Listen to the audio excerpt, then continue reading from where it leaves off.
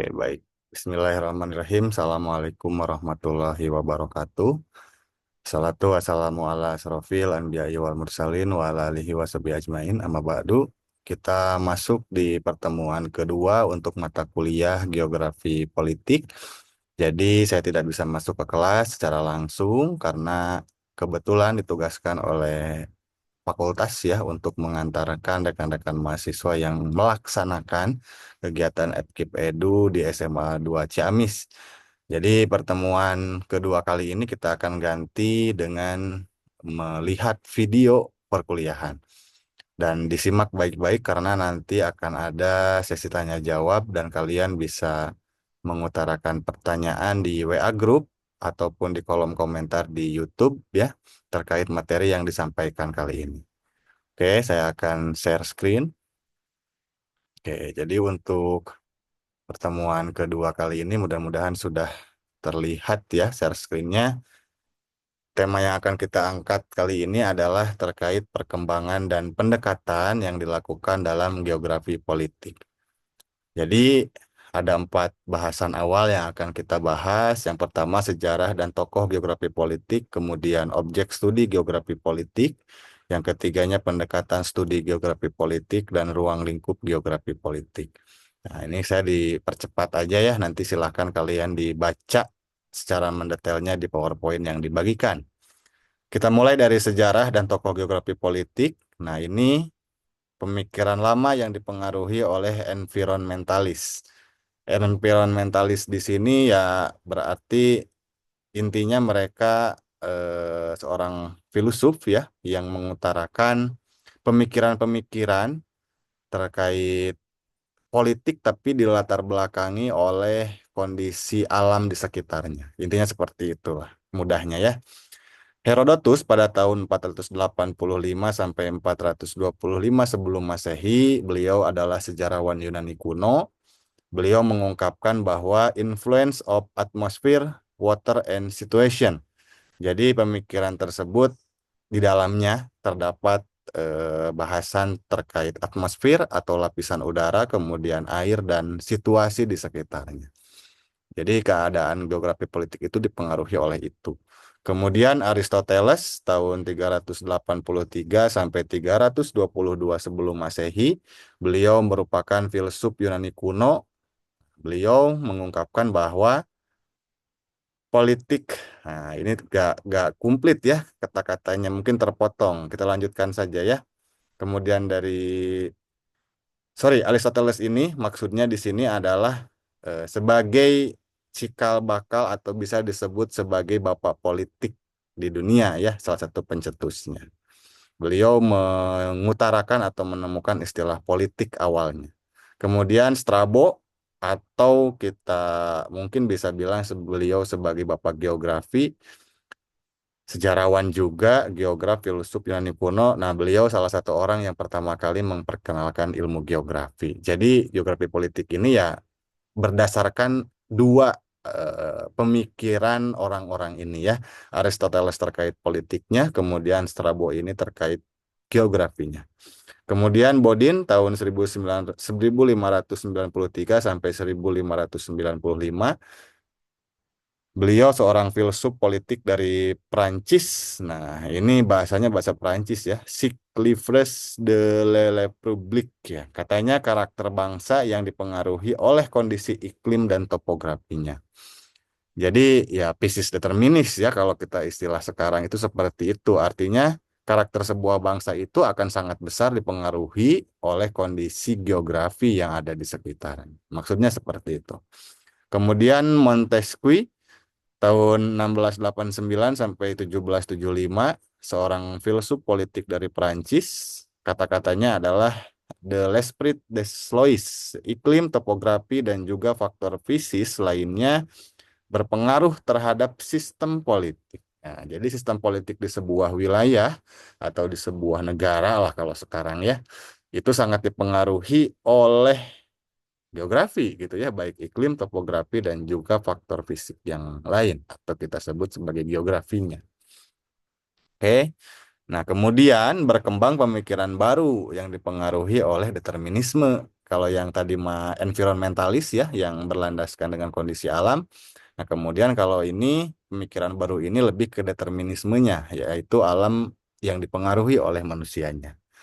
Nah, menurut Karl Ritter, tahun 1779-1859, geograf Jerman, Living Globe atau The Organic View of the State. Negara adalah organisme hidup, lahir dan tumbuh menjadi negara muda, remaja, dewasa, tua, dan mati. Jadi organik ya, negara itu tumbuh dari kecil menjadi besar bahkan bisa mati gitu. Jadi pemikiran Karl Ritter itu seperti itu. Di pertemuan-pertemuan selanjutnya kita akan belajar terkait fase-fase perkembangan sebuah negara. Dari awal berdiri, kemudian berkembang, maju, dan mungkin sampai mati seperti apa. Ini cikal bakal pemikirannya dari Karl Ritter, Jerman ya. Kemudian dari Ratzel 1844 sampai 1904, wartawan dan penulis beberapa buku tentang etnologi, geografi manusia dan politik, politis geografi atau organic state. Negara yang dipengaruhi oleh faktor-faktor geografis harus mampu berjuang, mempertahankan, dan mengembangkan ruangnya. Jadi, negara-negara akan tetap eksis, akan tetap hidup, akan tetap ada jika terus diperjuangkan oleh manusia-manusia yang ada di dalamnya. Maksudnya seperti itu ya, baik itu dari pengaruh internal ataupun dari pengaruh eksternal dari negara tersebut. Oke, nah kita masuk ke objek studi geografi politik. Kita bagi dua, di sini ada faktor fisik atau fisis dan non-fisik. Nah, di sini objek studinya yang pertama yang fisik adalah luas wilayah. Kita nanti akan melihat seberapa berpengaruh luas wilayah terhadap kekuatan politik sebuah negara, misalnya ya. Apakah Singapura dengan negara yang sebesar kota Tasik mungkin lebih besar dikit itu lebih berpengaruh daripada Indonesia yang luasnya kita tahu sendiri sangat luas gitu ya, atau sebaliknya. Itu nanti kita akan lihat di pertemuan-pertemuan selanjutnya. Kemudian lokasi, dalam hal ini lokasi sestrategis apa sih lokasi sebuah negara yang dapat mempengaruhi terhadap faktor politik di negara tersebut yang mempengaruhi negara-negara yang lain. Jadi nanti kita lihat apakah berpengaruh lokasi sebuah negara, dalam hal ini letak strategisnya, terhadap sikap politik negara tersebut di regional.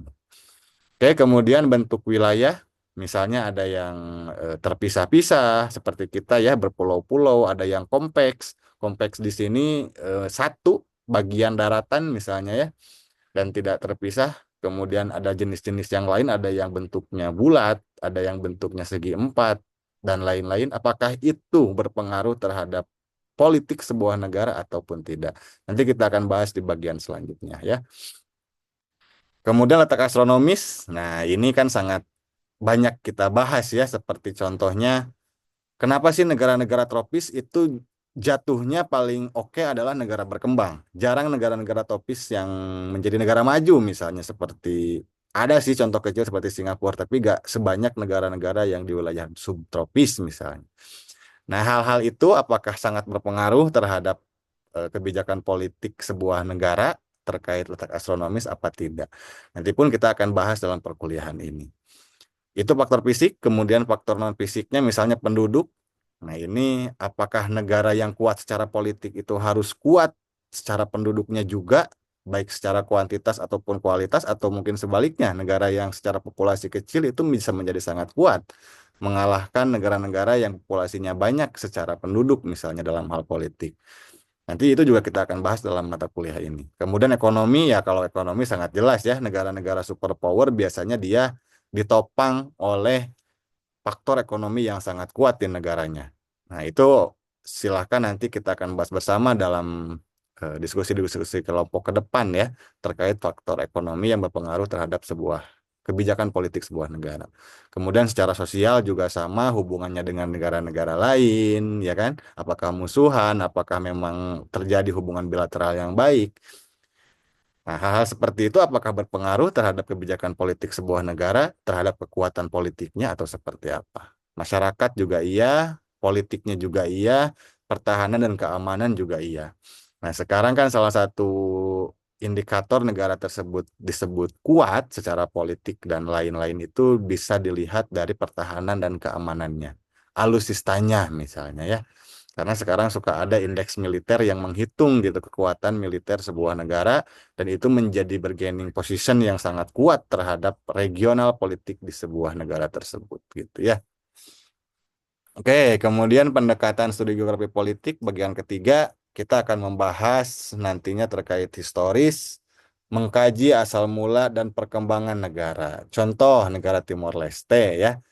Timor Leste secara historis itu kan pernah bersatu dengan Indonesia, tapi setelah referendum tahun 99 atau 2001 ya, saya lupa pada waktu Habibie menjadi presiden, itu mereka berpisah dengan Indonesia dan menjadi negara yang mandiri, independen begitu.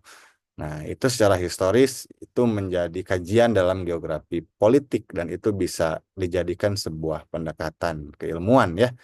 Kemudian yang kedua secara faktual, kehidupan politik suatu negara yang berbagai unsur geografinya akan saling mempengaruhi. Contoh negara Rusia. Nah, Rusia itu kan kalau kita lihat di peta ya sangat besar, bahkan lebih besar dari Cina secara luas wilayah. Nah, apakah karena unsur geografi itu yang membuat Rusia sangat kuat sekarang, atau ada faktor-faktor lain yang membuat Rusia itu menjadi negara superpower sekarang di dunia ini ya? Nah, itu secara faktual, itu bisa dilihat dari kondisi-kondisi geografinya. Kemudian secara fungsional, negara yang membangun dirinya ke dalam berdasarkan kondisi non-politik. Contoh hubungan luar negeri dan tingkat ketergantungan negara. Nah, itu kita bisa contohkan Indonesia ya. Indonesia itu kan dari dulu semboyannya itu adalah negara non-blok ya, tidak memihak ke pihak barat atau tidak memihak ke pihak timur. Pihak barat dalam hal ini misalnya Amerika Serikat atau pihak timur dalam hal ini mungkin Cina, Rusia dan lain sebagainya. Nah, apakah pandangan politik seperti ini itu mempengaruhi kekuatan politik sebuah negara ataupun tidak? Nah, hal-hal seperti itu bisa dikaji, bisa dijadikan sebuah pendekatan dalam keilmuan geografi politik. Kemudian secara relationship, berdasarkan hubungan alam dan faktor politik, nah, contohnya Republik Rakyat Cina ya, RRC dengan luas wilayah yang cukup luas, walaupun tidak seluas Rusia, tapi mereka bisa sangat memanfaatkan alamnya untuk membangun kekuatan negaranya. Nah, apakah hal-hal seperti itu pun bisa menjadi faktor yang mendorong kekuatan politik suatu negara bisa sangat kuat atau tidak? Nah, itu bisa kita jadikan sebuah pendekatan juga dalam geografi politik. Jadi dianalisisnya berdasarkan relationship-nya seperti apa. Oke, selanjutnya, nah ini ruang lingkup geografi politik. Nah, kita masuk dulu ke definisi geografi politiknya itu sendiri, yaitu ilmu yang mempelajari relasi antara kehidupan dan aktivitas politik dengan kondisi alam dari suatu negara, atau dengan kata lain mempelajari the state and natural environment. Jadi, kalau secara definisi memang geografi politik itu ada hubungannya sangat erat antara faktor alam dan aktivitas politik yang ada dalam sebuah negara atau wilayah tersebut begitu ya. Apakah faktor alam itu dominan mempengaruhi sudut pandang politik sebuah wilayah atau negara ataupun sebaliknya? Apakah memakai environmentalis seperti yang tadi dipengaruhi oleh alam atau kebalikannya determinis gitu ya, yang alamnya yang dipengaruhi oleh manusia? Itu ruang lingkup geografi politis. Kemudian, nah di sini environmental relationship kemudian membentuk national power dan political region. Jadi, seberapa mampu sebuah wilayah atau sebuah negara dapat memanfaatkan sumber daya alamnya atau kondisi geografisnya untuk membangun sebuah kekuatan nasional atau national power di sini yang nantinya bisa berpengaruh dalam politik regional. Politik regional misalnya di sini misalnya Indonesia yang berada di Asia Tenggara ya secara wilayah, apakah Indonesia dapat memanfaatkan sumber daya alam di kita untuk membangun sebuah kekuatan sebuah negara dan dapat berpengaruh di kawasan regional kita di Asia Tenggara atau seperti apa. Nah, itu salah satu ruang lingkup geografi politiknya seperti itu ya contohnya. Oke, nah di sini environmental relationship adalah studi perbedaan dan keanekaragaman wilayah negara dan penduduknya di muka bumi. Oke, penekanan pada hubungan antara kehidupan manusia dan lingkungan alamnya akibat dorongan kehidupan dan keanekaragaman wilayah. Oke, kemudian memandang kehidupan manusia, masyarakat, dan negara dipengaruhi dan ditentukan oleh keadaan alam. Nah, ini lebih ke environmentalis ya. Intinya sebuah kondisi sebuah wilayah atau negara itu sangat dipengaruhi oleh kondisi sumber daya alamnya. Nantinya berpengaruh terhadap tadi ya, national power dan politik region. Nanti kita akan bahas selanjutnya. Nah, ini national power. Negara akan tumbuh seiring dengan perkembangan budayanya. Oke, pertumbuhan negara meliputi aspek pembangunan, pendapatan, ide aktivitas utama. Misalnya Indonesia dulu kan semboyan sebagai negara agraris, sebagai ide aktivitas utamanya. Tapi kan sekarang sudah berkembang lagi ke negara misalnya perdagangan ya, atau negara teknologi dan lain sebagainya. Kemudian pertumbuhan negara meliputi bagian unit terkecil dimulai dari tempat-tempat tertentu begitu ya yang kemudian berkembang menjadi pertumbuhan regional dan pertumbuhan nasional.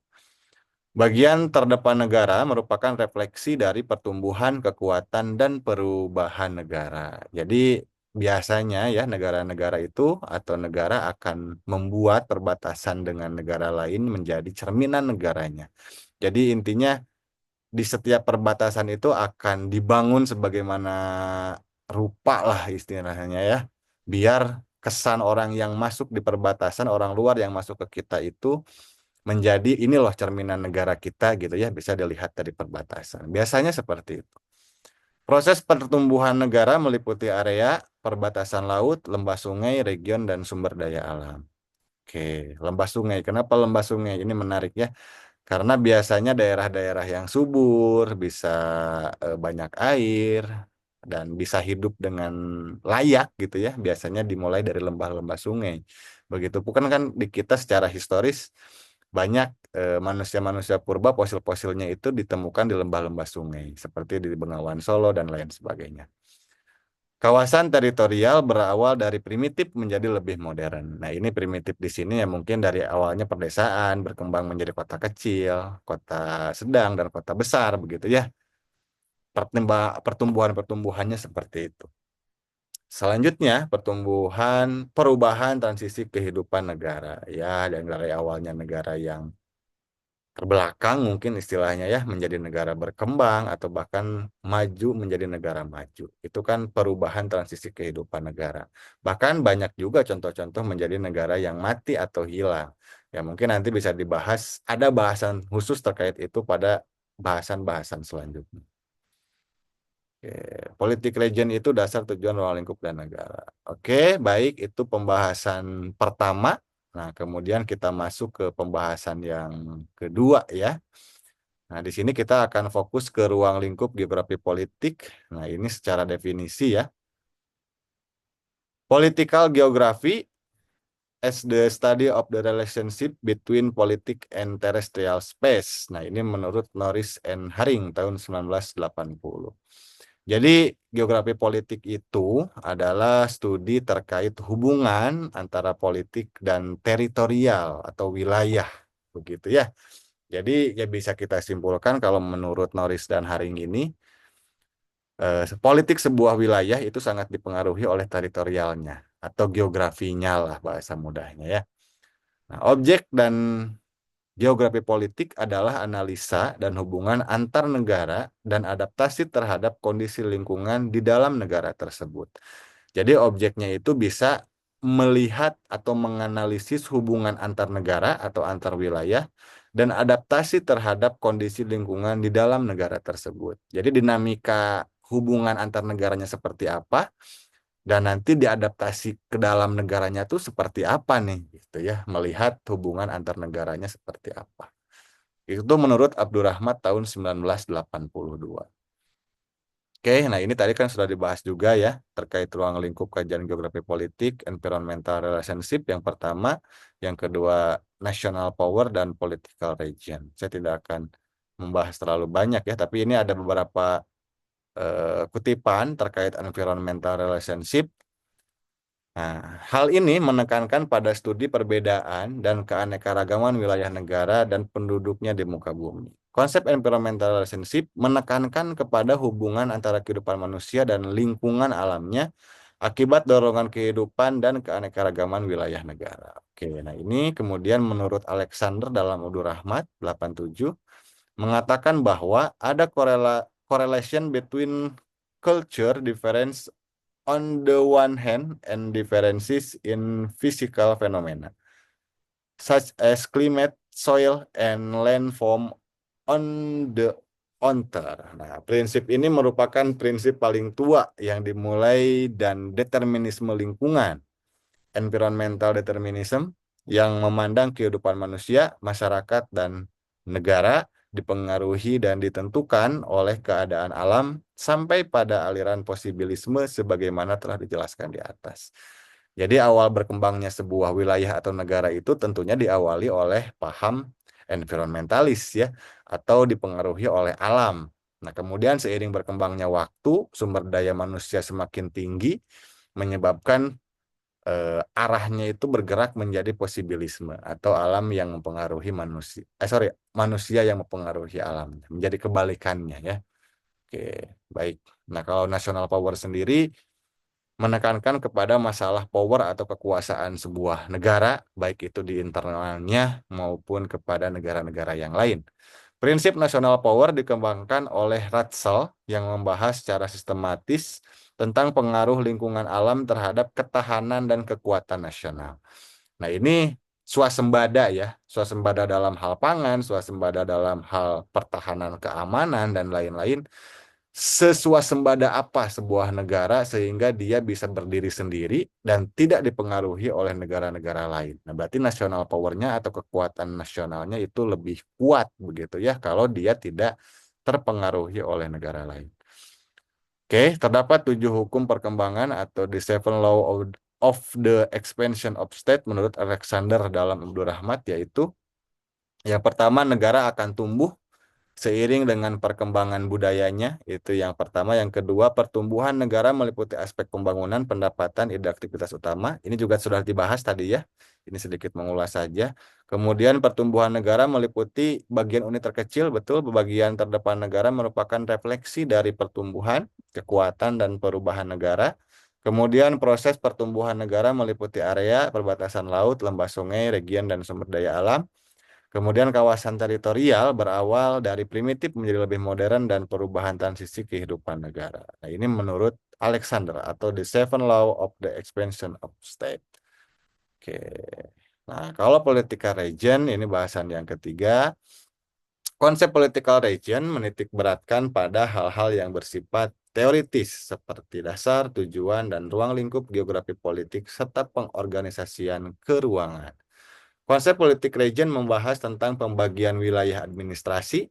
Nah, misalnya kan kita kenal wilayah administrasi yang terkecil itu RT RW misalnya ya. Kemudian masuk ke kelurahan atau desa atau kampung dulu ya sebelum desa. Kemudian masuk ke kecamatan, kemudian masuk ke kabupaten, provinsi, dan menjadi sebuah negara. Tentunya di setiap negara pembagian tersebut berbeda-beda. Kalau di Amerika Serikat kan berlakunya negara bagian, bukan provinsi. Itu ya, dan negara-negara lain pun beda-beda cara pembagian wilayah administrasinya.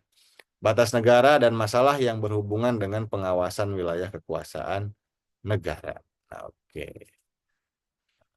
Nah, kemudian bahasan yang selanjutnya terkait keterkaitan dengan ilmu lain. Nah, ini geografi politik biasanya dia akan beririsan atau berhubungan dengan ilmu yang lain sebagai objek kajiannya atau pisau analisis yang lainnya lah ya. Yang pertama dari ilmu sejarah itu juga akan sangat berkaitan sangat erat dengan geografi politik, dilihat historinya seperti apa. Kemudian ilmu politik dan pemerintahan juga iya, kemudian geografi juga iya, dan hubungan internasional. Nah, ini 4 ilmu yang beririsan sangat erat dengan geografi politik. Jadi ketika kalian satu semester ini membahas geografi politik, kalian nanti tidak akan jauh-jauh dari 4 keilmuan ini. Nah, ini pendekatan geografi politik, ada keruangan, kewilayahan, dan kelingkungan ya, seperti yang kita tahu objek formal geografi ya, 3 hal ini. Yang pertama dalam hal keruangan, unsur dan fenomena geografisnya seperti apa, kemudian lokasi, sebaran jarak, keterjangkauan, dan lain-lain, itu bisa dipakai dalam pendekatan keruangan untuk geografi politik. Kemudian secara kewilayahan, melihat unsur karakteristik yang lebih besar seperti apa, perbedaan dengan wilayah lain seperti apa. Kemudian ke lingkungan, hubungan unsur lingkungan terhadap manusia, dan titik berat pada kekhasan ekologi di sebuah wilayah itu seperti apa yang nantinya bisa berpengaruh terhadap geografi politik sebuah wilayah atau negara.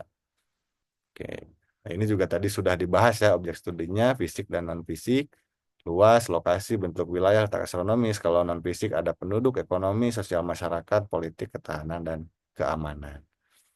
Nah, ini juga sudah tokoh geografi politik. Oke, pemikiran baru juga sudah. Nah, oke. Seperti itu bahasan pertemuan kedua kita pada mata kuliah geografi politik. Saya ringkas saja ya, tidak panjang lebar, biar durasinya singkat begitu ya. Nanti jika kalian ada hal-hal yang masih kurang paham atau ingin ditanyakan terkait materi di pertemuan kedua kali ini, kalian bisa bertanya di kolom chat WA Group ataupun di kolom komentar YouTube ya. Kalau di WA Group bisa pakai voice note kalau ngetiknya terlalu panjang misalnya. Silakan. Saya tunggu hari ini dan nanti kita akan bahas bersama. Atau kalau misalnya kalian tidak ada yang bertanya, nanti seperti biasa saya akan bertanya ya sejauh apa pemahaman kalian terkait materi pertemuan kedua untuk mata kuliah geografi politik ini. Oke, seperti itu saja untuk pertemuan kedua mata kuliah geografi politik. Untuk absensi nanti silahkan bisa diambil di meja saya ya di jurusan dan silahkan diisi sendiri dan nanti jangan lupa dikembalikan lagi ke sana. Oke, baik. Terima kasih. Sehat dan sukses selalu. Assalamualaikum warahmatullahi wabarakatuh.